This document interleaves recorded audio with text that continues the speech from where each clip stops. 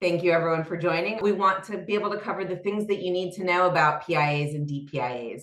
We're also going to be covering the essential elements necessary to build out a functional, sustainable program, and then starting to talk about the best practices. But really, it's going to be a little bit of a free-for-all, and certainly there will not be a dull moment in it, especially if we get lots of Q&A from the audience. The difference between a PIA and a DPIA, because we tend to use these words interchangeably, and in fact, they do represent different kinds of risk assessments.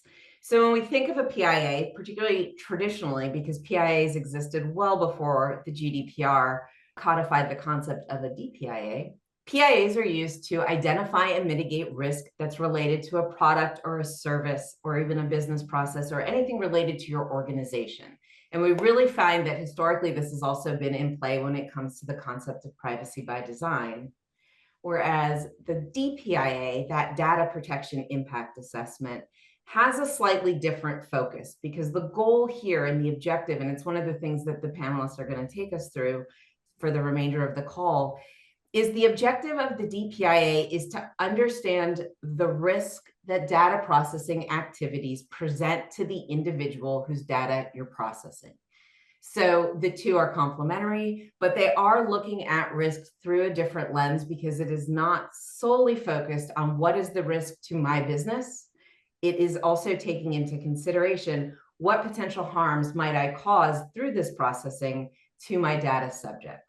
So a little something to keep in the back of your mind, especially as we start to realize that here on the US side, so again, most of our participants are from the US, we're starting to see a proliferation of requirements for PIAs at the state level.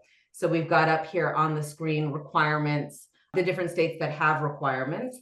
And in most cases, we see this triggered by targeted advertising and those types of things. And the panelists will get into that as well. But the flip side is that on the DPIA side, under GDPR, we see that there's actually specific criteria that need to be met under Article 35 that mandate the use of a data protection impact assessment.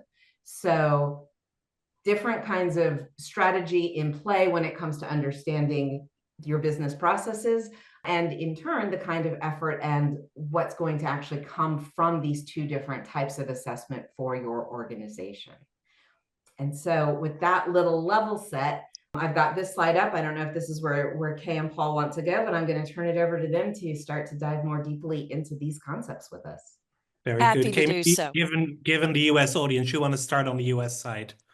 I can. So to back up what Janelyn was sharing, and she and I saw this happen live together as we were working together, I think starting from 2015, maybe 2016, in working with so many companies and building up their GDPR, people used to use DPIAs and PIAs as interchangeable concepts. And then along came the requirements under GDPR. So then it became do a PIA for most of your activities and do a DPIA where you're required to do so for GDPR or now other global laws that are in place. Now, with the US passing a PIA requirement under most of the state laws, the great thing is if you've done a DPIA for those processes under GDPR or other global laws, you can leverage that GDPR, DPIA. Gosh, I'm throwing a lot of alphabet letters here. You can leverage that GDPR, DPIA in order to fulfill your PIA requirements.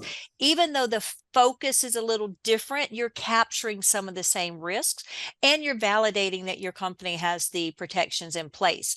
And so as you saw from the state list, almost all the states that are passing laws, which there are 20 now, I believe, and yes, I count Florida, even though a lot of measurements for state laws don't, it still technically is a privacy law. So they are requiring PIAs. And the triggers are slightly different within them, but essentially what you're looking at is if you are processing personal data, you need to document what are the risks to the individuals, what security and protection measures you have in place, why are you processing it, what gives you the legal right to do so. And unfortunately, it doesn't stress some of the same things that the DPIA does, which specifically stresses the individual's fundamental right for data protection and to protect their information. But most other things you can leverage cross-contextually, and it's not going to hurt the PIA if you include that in it too. No, it doesn't. And I mean, if you look at the requirements. Yes, a lot of states have a PIA mandate as part of their legislation, but even if they don't, it is, at least in my view, it is still a best practice to conduct Yes. certain risk assessment, impact assessments before you start processing personal data.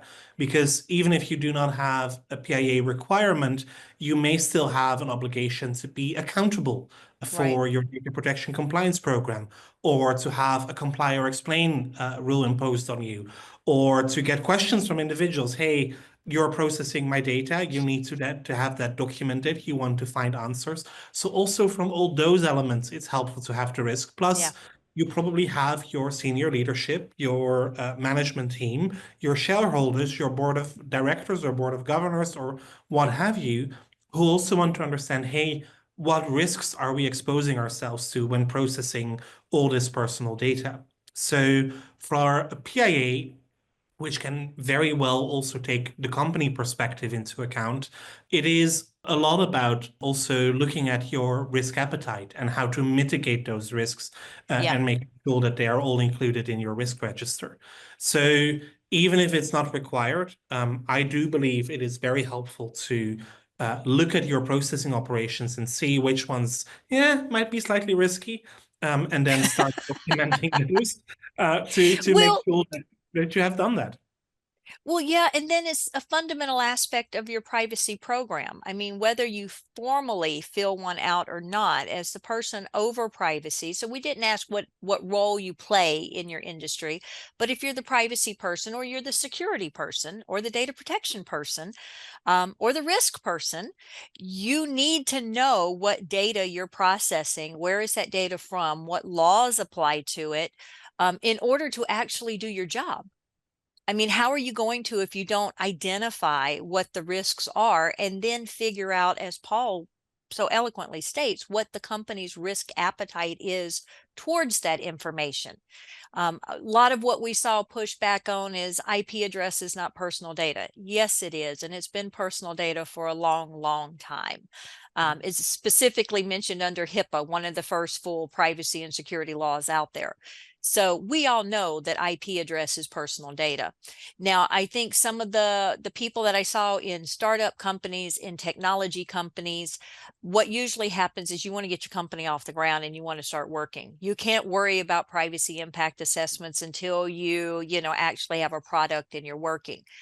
Unfortunately, what we've seen a lot in the tech startup field, and we've seen it a lot, when companies go to be bought, the fact that they have not done privacy impact assessments, they're not compliant with the law, they don't know what data they have, they may have collected it against the legal requirements. I'm not going to say illegally, but they may have collected it outside the legal requirements or not put the controls in place, and it devalues them significantly when they're being purchased by another company. So you really do want to pay attention to that. Or it puts a lot of pressure on your legal team, right? To get all that documentation in place in the few weeks before the acquisition or before the merger can take place. So I'm going to back you guys up a second on this. So we've talked about conducting it. We talked about the legal team needing it. We talked about in the case of acquisition or valuation. There are a list of 9 really sort of critical components to consider when you're looking at your data set. So talk to us a little bit about what you want to see in a DPIA. How long should it be? How extensive should it be? A lot of challenges that clients face. A lot of challenges that clients face is this duplicating effort that I've already put into my ROPA documentation, where I'm starting to, again, have to document what I've collected, who I've gotten it from, and all those various data points that we know have to be documented as part of a data inventory effort. So let's talk a little bit about what you expect to see as a course of best practice. And I think that's a nice way to distinguish also between a full DPIA versus a PIA, which may be smaller. So, Jenna, you're asking this question to lawyers. So the only possible answer could be it depends. Well, and we know that this is not legal advice. So if you were going to armchair it as just an expert. It always depends, especially the length of the DPIA, because for some processing operations that are fairly small but could still be high risk, it's very well possible that you can be done with a 2-page description and 1 page of risk mitigations, and have it documented and move forward. For others, especially where lots of technology is involved, it could be hundreds of pages easily because you want all the technical descriptions to be included. But before going into that detail, you mentioned indeed the 9 criteria that we see on screen. Those are specifically related to the European style data protection impact assessment. This is guidance from the supervisory authority, what constitutes the high risk threshold when the DPIA becomes mandatory. So that already applies that you first need to do a threshold assessment, because you need to understand, am I meeting that bar of, is this a high risk processing operation or not? According to the supervisory authorities, if you can tick 2 out of the 9 that you see here, then in any case, it's high risk. If it's 1 of the 9, then it also really depends on the size of the data set. So if it is a very large volume of personal data, and it is sensitive data, but you don't do anything of the others, then still, well, then you already have the large-scale data set. But if you only do systemic monitoring, but you do systemic monitoring at a very particular location, say you do systemic monitoring at the entrance of a prime minister's office, that could be very sensitive, or at the intelligence agency. So in those situations, probably you will want to do an impact assessment as well. So for all of these, evaluation or scoring, which includes profiling, automated decision-making with large effects, systemic monitoring, special categories of data, so anything from genetic and biometric data to sexuality to trade union membership or religion, all those kind of things. Large-scale data sets, we can't put numbers on that because all the guidance on that was withdrawn. Matching or combining data sets. So also if you acquire a data set, say from a marketing agency that you want to use for lead generation, also that would be subject to a DPIA. Vulnerable data subjects, for example, if we talk about children's data, new technology, and that is not new technology in the world, but new technology for you as an organization. And then also when individuals can no longer exercise their rights because of the way the technology is set up. And that, in my view, typically also links back to a form of automated decision-making, or where people are not aware that their data is being processed. So in all of those situations, you need to go to the long way. And then you need to take all of these steps that you see on screen. So indeed, you need to describe what you're processing. That could be a reference to your ROPA. You need to talk about the necessity and the proportionality of all the data that you would be using. How are you going to demonstrate compliance? So that links back to the accountability and the policies and procedures that you have already put in place. And then the difficult part starts, because then you need to come up with new things, and that is documenting what are the risks to the rights and freedoms of the individuals whose personal data you are processing. So you really need to change your mindset from the company perspective to, hey, now I'm the individual. And then how I'm also going to mitigate the risks to the individual. Now, it can be that you think, well, this is so many users that we are talking about, and such a diverse group of users, it might actually be useful to get user input. GDPR says that if you consider that it's necessary, you should also consult with representatives of consumer groups or of user groups to make sure that that is all done. And then you need to start mitigating those risks. So all of that is documented. There is one thing that a lot of organizations here in the EU actually often forget. If you get to the point where you start mitigating the risk, but you come to the conclusion, I'm not able to mitigate everything, I have a residual risk, you need to go to the Data Protection Authority for a conversation on what they consider to be a best practice. You need to do a prior consultation, and that takes time. Because DPAs are backlogged. So it can easily take a few years for them to be able to make time for you for such a conversation. So you better make sure that you're able yourself to actually mitigate all those risks, because otherwise your project will be seriously delayed. And we know that he's a regulator from that last point, right? We could tell that because here in the US, we typically would not go ask a regulator anything, much less divulge that we have a residual risk left over.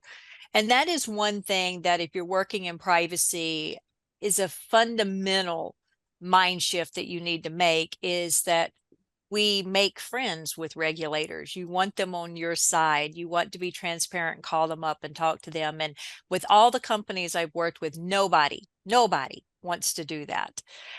It's kind of antithesis to the very American nature that we have. We don't want to go seek regulator input because then we are divulging that there is something. Now, one of the things to keep in mind, don't want to, we just have to. we don't do what we're told here. But that is one thing to keep in mind, is that almost all of the state laws have a caveat in there that any investigations, any inquiries made by the enforcement authorities, which are typically the state attorneys general, do not count as violating or breaking your attorney-client privilege. Now, not every country has attorney-client privilege the way we do. Does your input as a chief privacy officer or a data protection officer count as attorney-client privilege? No, you have to have an attorney in there. So that is one reason why you're starting to see, on a side note, a lot of companies going towards requiring a law degree or a lawyer to be their chief privacy officer or DPO. Part of it's the complexity of the law. Part of it is the attorney-client privilege role that they need. But you can always Let's add consult. the caveat here that only applies for the US, because in Europe, typically attorney-client privilege only applies to outside counsel. Right. And so here, just make sure that you're getting the right people. If you want attorney-client privilege and you are not in an attorney role at your company over these DPIAs or PIAs, which very well could demonstrate a weakness or a vulnerability that you have, or a risk that you have, might even demonstrate something you're doing that might not necessarily line up with what the law requires, you're going to want to have attorney-client privilege rolled over those documents. So that is something to take into account as well. One of the other things I want to talk on is, Paul mentioned early on, complex technology that might be hundreds of pages long. You might be able to leverage DPIAs that have been done by established entities, third parties that actually have done these reviews and made them public. Paul and I had a friend of his on the podcast one time who does these, and her DPIAs come out and they're hundreds of pages long. But if you're using that same technology, you can leverage the information that she and her group have provided in those DPIAs. Paul, can you remind us who that is? Yeah, those are the ones from Privacy Company, which is a Dutch boutique consultancy.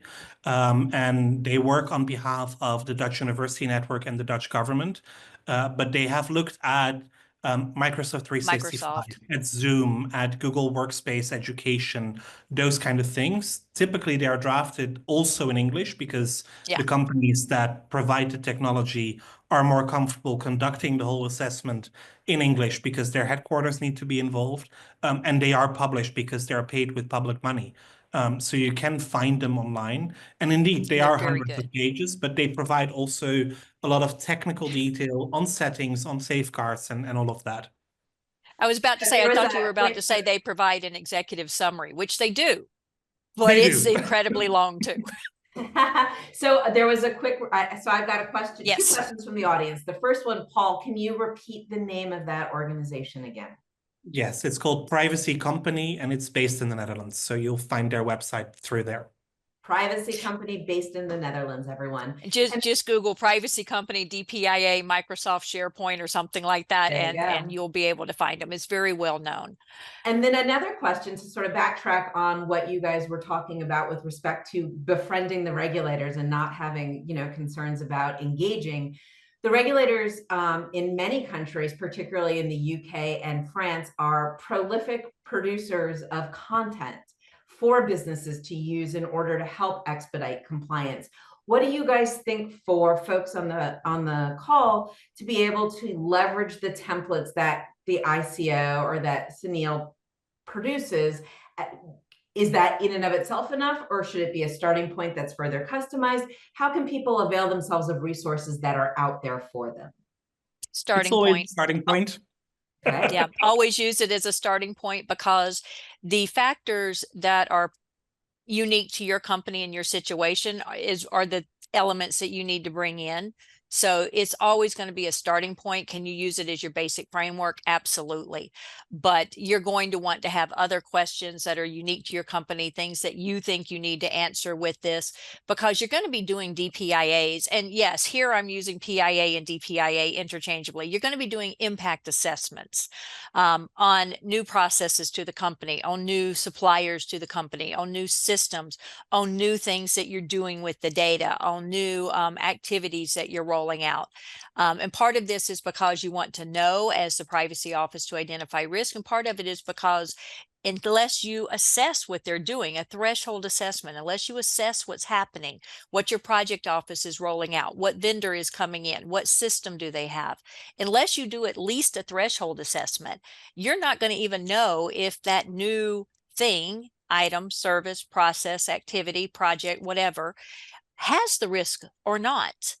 And a lot of times, and this is the thing that we see a lot of professionals overlook, is you may be using the same supplier, you may be using the same data, but now you're doing it for a secondary purpose that is not necessarily closely correlated with the original purpose.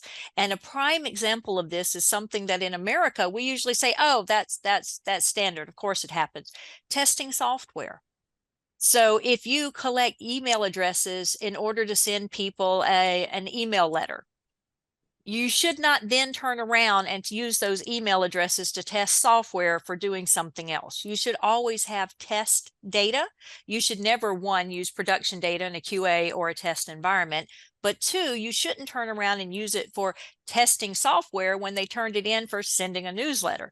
Those are not closely correlated activities, even though we may think they are. So you do have to do an impact assessment on that secondary use of data, and training AI is a secondary use of data, by the way.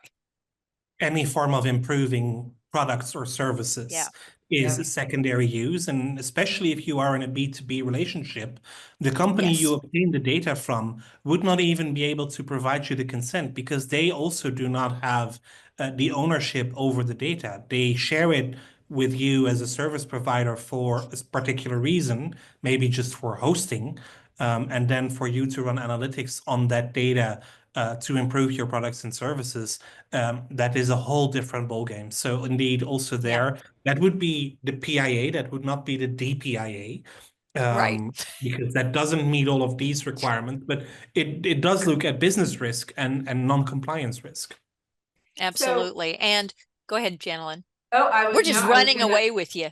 I was going to pivot the conversation a little bit. So finish your thought, Kay, and then I'll jump in after. No, I was just going to say that something that both you and Paul mentioned earlier, when it comes to sensitive data, here, use of sensitive data, special categories of data, or minorities, or criminal data, anything that would be, as Paul mentioned, you have to not use your background as your frame of reference. So whatever country you're from, whatever country you're working in, you have to put yourself in the frame of the people whose data you're collecting. And I've made it, I have it to study definitions of sensitive data, and these vary from country to country. Most overwhelmingly, they align with the European, but not necessarily. So Israel, I think it is, defines personality as sensitive data. So you can imagine if you write an email, oh my gosh, Kay is way too perky today. In Israel, that would be considered sensitive personal data. Other countries' status of adoption or marital status, some of them financial data significant, some of it is not. Membership in a professional organization or not. So make sure you're looking at the definition of risk from the culture that the data is coming from.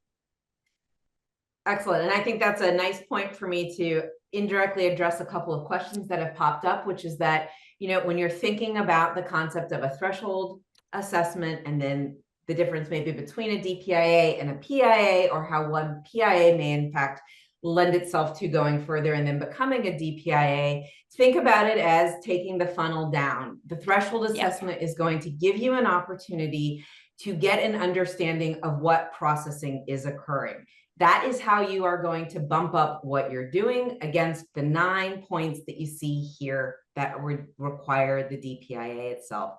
And then you can think of that PIA assessment as living in between the two. It's not nearly as cursory as a threshold assessment.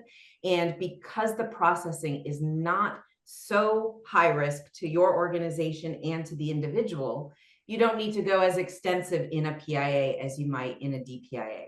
So, for some organizations, the easier thing is to err on the side of going full tilt on a DPIA template that they might get from a provider or have developed.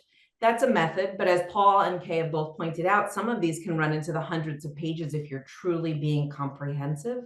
So be careful and really sort of take that time up front as you're building your program to consider how it is that you want to structure these, because the most important thing beyond just doing these is consistently and systematically doing it.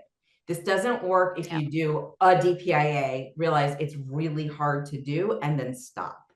And that actually is exactly where I wanted to, so you guys can answer on that one, but also I want to take you to something that we've also talked about, which is the goal here is to identify risk. What do we do, and what kinds of thoughts do you guys have for folks on the phone about, I keep saying phone, but Zoom, but on our session about, okay, boomer, about what to do with residual risk. So we get the results of any impact assessment, we look at them, and then we have a moment, which is, now what? No. Now what? Yeah. Discuss. Well, now what? First of all, look at what those risks actually are, because some of the risks you may be able to mitigate. It can be that you come to the conclusion, oh, this specific data element really may cause this issue. So you can see, well, is that data element actually necessary for the processing operation, or can we find a way to do it without?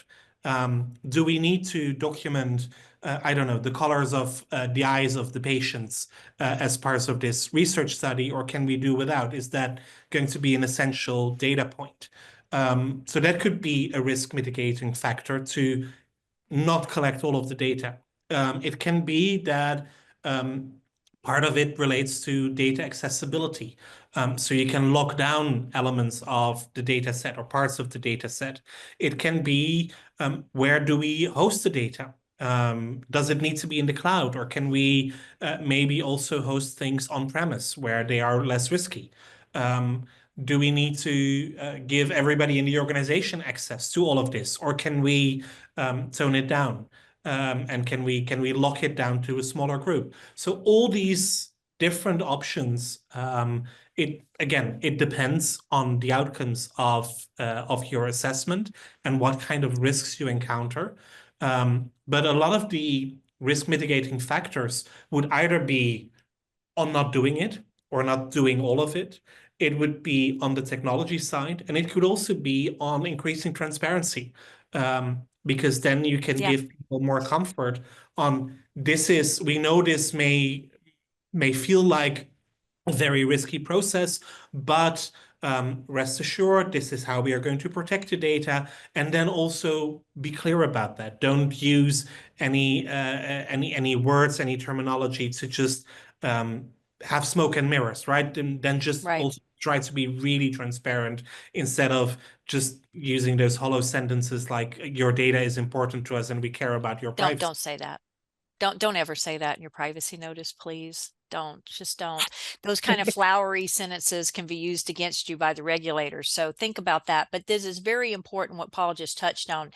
If you tell people and then they give you your data, you can do what you told them you were going to do with their data. And so take that, for example, the newsletter. So the newsletter, collecting that data, you should have a point in time consent or privacy notice right there that tells them this is what we're going to use your email address for. This is what we're going to do. Now, if you don't tell them, but we're also going to use your data in software testing, should we develop any new processes? Here's the thing. If you're collecting data directly from consumers, you can't engage in standard contractual clauses or anything with consumers. Consumers are going to be based on consent in large part. Now, there's exceptions for certain types of activities, but let's talk about standard business activities.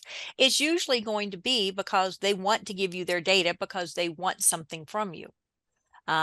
Whatever that something or someone may be, that's what they're giving you the data for. And they could be located anywhere in the world, right? So how do you make sure that they understand what you're doing with their data? Is you tell them. So if your DPIA, your PIA, your impact assessment comes up and says, oh my goodness, now we're doing XYZ with data. If they've already given you the data, then you're supposed to go back out and tell them. So does that mean that you modify your privacy notice? And by the way, it's a notice, not a policy, and it's also not a consent mechanism in and of itself. You're telling people what you do. And so if you go back and add it to your notice, is that good enough? Well, that most people put the little sentence, come back and check our privacy notice for updates. That's not good enough. But what if what you're doing is closely related to what you collected their data for? Or what if you do an impact assessment and you determine that using their data for this second purpose isn't offering any additional harm to them? Under GDPR, we have a legitimate interest to do this. Here's the harms to them. Here's the benefits to us. We don't think their harms outweigh our benefit. And by the way, your benefits will never outweigh their harms unless you've truly taken a look at what those potential harms are. And look at that and see, and then you think you can do it. Well, there's another way of being able to handle residual risk, is that you truly do assess what the risk is to them. But a threshold assessment, going back to that, and I think someone asked this question as well, my basic threshold assessment is, are you touching personal data or our systems? That's where my threshold starts. And if they're touching personal data, then I'm definitely going to do a privacy impact assessment on it. If they're not touching personal data, or they say they're not, and they don't understand what personal data is, and I pretty much assume they don't, my question is, are you touching our systems? Are you going into any of our databases, any of our systems? Are you doing anything there? Because typically that means they're going to have access to personal data, even if they're not using that personal data for their process. It's saying the same thing 500 times, 100 different ways, and repeating it day after day before it clicks with someone what personal data is and what the potential risks are. Can you kill a company with risk assessments? It Yes. depends. You know, I mean, if you don't take risk, you're never going to grow. I mean, that's the other thing. You cannot be so risk averse that you stop the company from doing business, because the bottom line is you work for the company. If the company goes out of business, you're out of a job. So you really are trying to balance the needs of the individuals to the needs of the company. And if the needs or the risks to the individuals outweigh what the company's doing, then you really need to consider how risk averse or what large risk appetite the company has. And ultimately, it's the business decision to take, which is why a DPO cannot be fired for doing their job, because you're documenting the risk. And that is exactly why I would always start with having that risk appetite discussion with senior Yes. leadership, because you want to understand also what are they comfortable with when making their decisions, because that again impacts what risks could be considered acceptable by the company, but also what effort they are willing to put into risk mitigation. And yes, in Europe, in principle, you need to go to the Data Protection Authority if you cannot mitigate all the risks. We also know that in reality, a lot of organizations do not do that. If you look at the annual reports of regulators this side of the Atlantic, there are not that many reports on prior consultations, where if you just consider it objectively, there probably should be thousands and thousands going to each and every regulator here in the European Union, and that is not happening. So a lot of companies are willing to accept a certain level of risk, and I think that's also understandable. They can be blamed if they accepted a certain risk and did not come to the DPA, the supervisory authority, for a check. But that's then also a risk that they are willing to assume. But you need to have that broader conversation internally before, as a DPO or a privacy team, you can give any recommendations on, okay, so these are risks to individuals, And this is how we are going to mitigate them. Again, it's two different types of risks that are, of course, two sides of the same medal, the risk to the organization on the one hand, and the risk to the individual on the other hand. And all of those need to be balanced against each other. They need to be written down.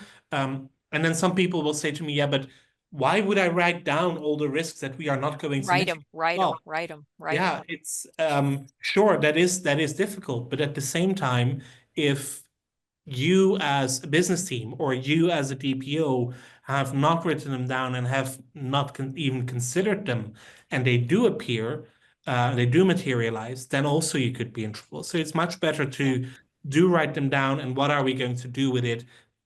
And it can very well be that there are a lot of risks that you identify, but for all of them, the likelihood of the risk materializing is very low. That could also be part of your considerations, right? The likelihood of the risk materializing. And some bad people would say, well, even the visibility of the materialized risk could be part of your considerations. I don't believe I would be in favor of that. But it's true. If a risk materializing is not very visible to the outside world, and you can maybe solve it before it becomes public, it could be something that is part of certain companies' considerations. Hey, we know that Uber, when they had their big data breach in 2016, that they said, well, the risk that this materializes is not so big, so we pay the hacker and we'll make it go away. Well, guess what? The risk materialized and they were found out. And the CISO was sentenced to criminal penalties, although he was... So he actually was let off for good time or whatever, and didn't actually have to serve any more time, which was really good. But that was a wake-up call to the rest of the world, right? I mean, now we're actually seeing executives over this and getting in trouble, facing criminal penalties. In China, some have been detained because of information, so things like that. So when we talk about take the culture into effect, we mean that too. Are there criminal penalties to the laws that you may be violating? And by the way, has anyone ever seen a chief privacy officer or data protection officer criminally liable? No. You know why? Because they don't listen when we tell them what to do to begin with. Usually what materializes is what we've advised them that this might happen. So typically, but document is always your friend. And I know we don't like documenting things. It's very, very difficult.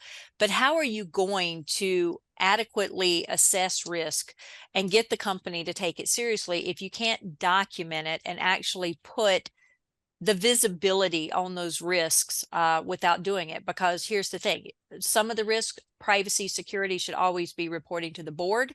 If you've got a board of directors for your company, you should be reporting to the executive leadership team, if not. And I don't necessarily mean direct line reporting. I mean, they should have visibility with what you're wrestling with. And we all know that the security issues are much, much sexier than the privacy issues, right? Data protection issues. But it is our job to identify what's happening with the data. It may be sexier to know that the SEC has the cybersecurity reporting, but it is up to privacy and data protection to do these impact assessments and see where it is, because no security is perfect. We know that. What's going to get you in trouble once the security controls break is going to be the privacy and data protection laws, because you may have data you shouldn't have had. You may have data longer than you should have had it. You're not allowed to keep data forever just because in 10 years there may be a technology that will help me assess this data. You can't do that. You have to get rid of the data. You have to cleanse the data. If you de-identify the data under US state laws, if you don't know this, de-identification is only legal as a control if you publicly commit to not taking steps to re-identify it. So all these contracts you may have about de-identifying data, we all know anonymization is too hard to meet, right? In most cases. If you don't publicly commit to not re-identifying the data once it's been de-identified, then you're not meeting the de-identification provisions of the US state laws. And you have to know these things. But better yet, you have to share these things with other people in the company, the business owners, the tech owners, the executives. You have to be able to sit down and have a one-on-one conversation with them sometimes, so they understand that you're not just calling fire because you see smoke. There could potentially be a fire, and they need to know what the repercussions of that could be. And that's where why all this information is relevant for your risk register. Yeah, all of it. All of it, exactly. And that's also where these impact assessments gives you the voice. You've got a apples to apples ability to analyze the risk and to apply the same concepts of risk tolerance to all of the actions taken by the business with respect to data.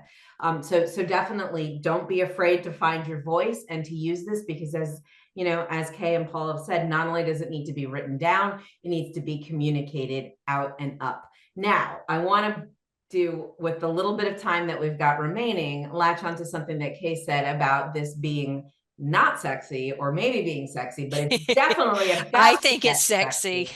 Because I want to spend a little bit of time talking about AI and your impact assessments.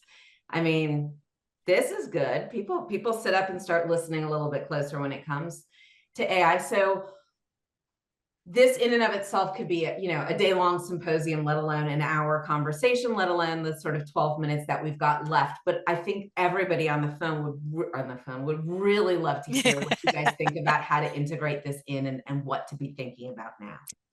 Well, let me take this from the perspective of one of the questions that came in, because this is a great example. So should the risk appetite be at an enterprise level or different for each business unit within the organization?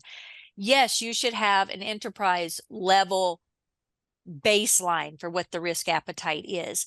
But then depending on how you use AI in HR, in marketing, in a business product, in sales, in legal, in ethics, in security, in privacy, that's going to be a different risk appetite, right? Because if I'm using AI to identify vulnerabilities or risks coming in through security, use AI all you want. Please do learn, figure out what that is, help it inform your security department as to what you have. Do I care if I use it in corporate shared technology services like email or finding time on my calendar, those kinds of AI? Much less risk appetite, right? But you do have to consider, if you're a department that, let's say you're in healthcare and you meet with patients and your calendar is full of patient meetings and conversations, do you want that going out to a third party to be able to find a free time on your calendar if they're going to get the title of the meeting, which is meet with Janelyn Schreiber about COVID? Probably not, right? Because then you have to put other certain protections in place. So absolutely the risk appetite can be based on the department, but actually more fundamentally, it's based on the use of the data, which is generally the department, right? So you can have it by department. But you need to understand it, that it's more the use of the data than it is the actual department. It's just that, from HR, you're going to get risk to employees and contractors, and from marketing, you're going to get risk to probably consumers, although there was a question here about B2B as well. So in most US laws, they exempt business relationships from the privacy protections. I don't think that means you should go around willy-nilly using your business contact information for anything you want to. I think, again, you take a risk perspective on what is the risk to using your business contact information for other activities, because it's still personal data. It just might not be personal data that rises to the level of requiring mandated protections over them. Yeah, that's true. And specifically, if we look at artificial intelligence, it is not just about your privacy and data protection impact assessments, but there will be specific assessments required for AI. What you see here on screen is an extract from the AI impact assessment template that was developed by the Dutch government, which shows also 4 steps, right? You start with the quick scan, then you do, while you start compiling your AI project plan, you do a first step, then during the development, you need to update it, and then also when it's in production, you need to continuously update it.